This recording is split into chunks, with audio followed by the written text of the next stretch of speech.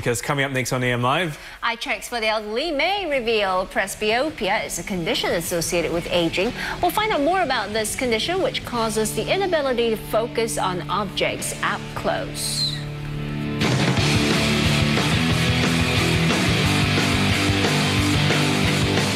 Welcome back to the program. Presbyopia is a type of vision disorder that occurs as you age. If you have it, you'll find that you can't focus on objects up close. a sure sign when you start holding books and newspapers at arm's length to be able to read them. Well, that means you, but it also means that you can correct presbyopia easily enough with reading glasses or contact lenses. If you don't want to be bothered, surgery is another option. And to talk more about it is Dr. Julian Teng, Chairman and Group Medical Director of the Eagle Eye Centre. Very good morning to you, Dr. Teng. Good morning. So tell us, how prevalent is presbyopia in Singapore and in the world? Well, presbyopia is highly prevalent. Basically, just about everyone gets it when you grow old enough. About the time when you hit 40s to 45s, you'll be suffering from the problem of presbyopia. So it's inevitable because our eye muscles are not working that well? Exactly. It degenerates and we can't focus for near. So it's a natural occurrence. There's nothing you can do to prevent it from happening. Not that we know right now. Even eye exercises and all that won't. All that won't help, or diet or something. Around when does it usually hit you? About the age of 40, and I think most people, when you hit the age of 45, it will become troublesome. For most people.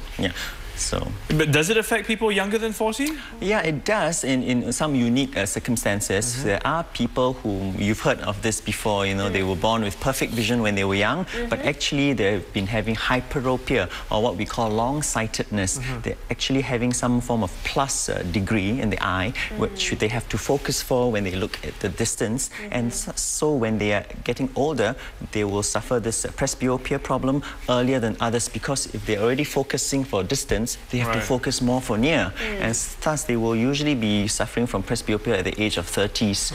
That's just to be fair, since they had it good for the first few years. Right. That's what many people say. And then there's the other group of people who maybe had congenital cataracts or hereditary cataracts at a young age, and when the lens of the eye is removed and replaced with a simple monofocal lens, they will immediately be presbyopic. So what exactly is, I see, what exactly is going on? Is it because of the muscles solely? Because the lens is totally removed in cataracts. The lens of the eye, which usually does this autofocusing for us. So you've got the model here of the eye. Yes, I mean, when presbyopia occurs, basically which part, you're saying the lens? Which part of it is the lens. This is the front of our eye, the cornea, and this will be the lens that's sitting behind the black part of our eye, the iris.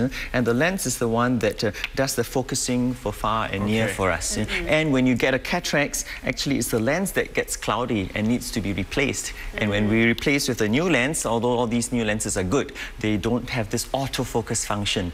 They may have multifocal functions, which allows one to see far and near, but not an autofocus function. That's because the muscles around the lens are not working It's that well, because the muscles around the lens can't work on an artificial implant in the eye. But what if it's natural presbyopia? Natural presbyopia, the lens of our eye just loses its elasticity and gets stiffer, and it's unable to adapt to the focus that we need. The autofocus is called accommodation in the eye. So what can you do if you, experiencing presbyopia?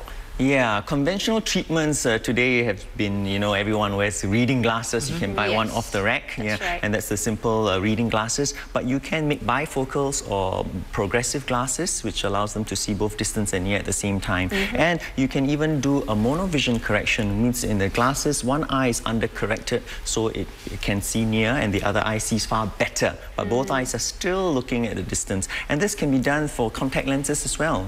Some opticians will adjust accordingly for the patient. If they're in the 40s, they might put a contact lens underpowered in one eye to help them read. And there are also multifocal contact lenses, but that doesn't suit everybody. But these are the conventional. So it won't distract you? I mean, even though you have one eye that can kind of see far, one eye can see near. I mean, does the mind sort of is able to balance that and work it out? A lot of people think, they will be one eye jacked, but it's not the case most of the time. Most of us can adapt to a little bit of monovision, just 0 0 and 100 and 125 there allows us to even drive and do sports without missing the ball. We still maintain stereo vision. So these are usually how you would treat it, but what about the latest technology? Has that that's right. We have had surgical techniques also to correct presbyopia, and the conventional ones to date has been just doing LASIK, and we can do monovision LASIK. There's even multifocal LASIK, although most surgeons don't strongly believe in that because it's not easily reversible on the eye once you've lasered the multifocal on the cornea. And then there's also the techniques of, have you all heard of an aperture lens, a camera inlay that we can insert into the cornea, and this used to be done under a big thick flap and centered over the eye, and it allows, like a camera, a small aperture, a pinhole effect to allow one to see far and near. And then of course there's cataract surgery if you have got cataracts, and that will be, you can do the monovision or put a multifocal lens in the eye. And recently the latest advances is I've been able to do these pocket small incisions to put in either the camera inlay or even the multifocal lenses for cataract surgery. We've been doing, in fact, I'm currently doing a phase 4 clinical trial on such new lenses. However, the latest now without the cataracts is to put in this multifocal micro lens in the eye. It's called an ICO lens, which I can do through a very tiny incision on the cornea, and this is created by a femtosecond laser. It almost sounds like you have a list of options you can choose from. Yes, certainly. I mean, this is the holy grail of ophthalmology. We can't perfectly treat it, but there are many options to help alleviate one's symptoms. But all these you've mentioned are surgical options, right? These are the surgical options. In a sense, it means it's not really replacing the lens that is faulty, so to speak, but it's adding other things to help. So we're not fixing the main problem, but we are using other means. Just like glasses, it's progressive or multifocal, we can put in multifocal lenses in the eye to help one free themselves from the because we are also talking about a slightly older population. I mean, in the sense that they're 40 and above. Yeah, exactly. So what are some of the risks involved for these folks? Well, there is no increased risk because of our increased age. The eye doesn't change that much in its structure and anatomy.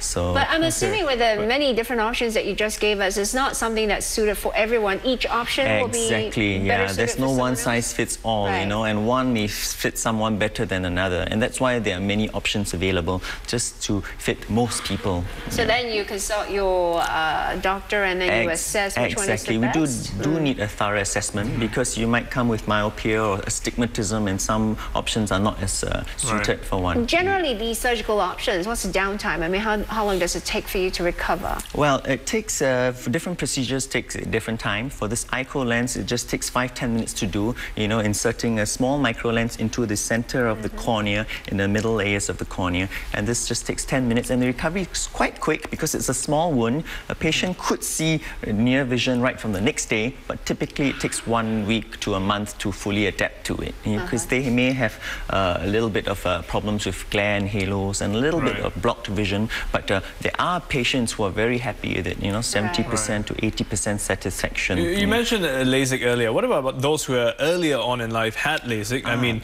will they also be able to do these procedures? That's a very good question. Yes, and we can. In fact, because of this new pocket wound incision, we can put this pocket wound beneath the LASIK flap through a tiny hole in the cornea, and then insert either of these multifocal implants into the eye. So it's really like putting a permanent contact lens, so to speak, into the eye, just in many different ways. But the good thing about it is it's reversible, easily reversible, and that's what I like about it. And so far, it's shown to be very safe in the eye. Have you had to reverse it for anyone? I have had, I had a patient who was unhappy with it. I gave her time, 1 month, and closer to 2 months, and she said, no, it's not working for me. And I reversed it in 3 minutes. All right. Good to know at least. Well, thank you so much. Welcome. Dr. Julian Ting, the Chairman and Group Medical Director of the Eagle Eye Centre, speaking to us about presbyopia and ways to treat it. We're going for a quick break, but